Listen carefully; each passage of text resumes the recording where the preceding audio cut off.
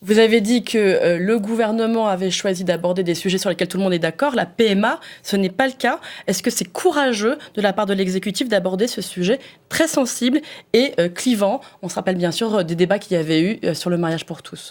Alors, je pondérerais votre propos sur tout le monde n'est pas d'accord. Parce que ce qu'on a vu sur ce sujet, et les sondages qui ont été faits, y compris depuis 2 jours, le confirment, les Français sont désormais, ont bien compris l'affaire la PMA pour toutes les femmes. Et donc, je pense que le sujet est moins clivant et moins difficile. Une évolution de la société. Voilà, qu'il y a quelques années. Pour autant, incontestablement, c'est une avancée que le gouvernement aurait pu décider de ne pas faire.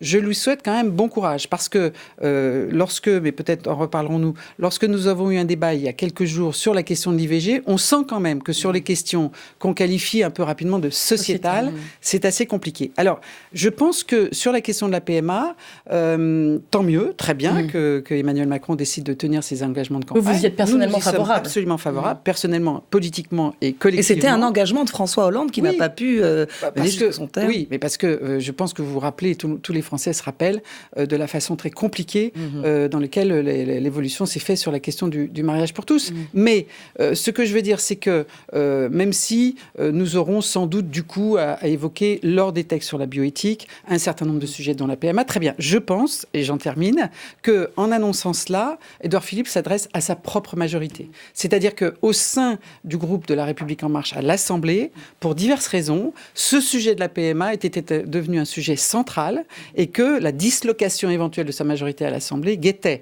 Donc, très bien, nous serons présents et j'espère que les choses se feront.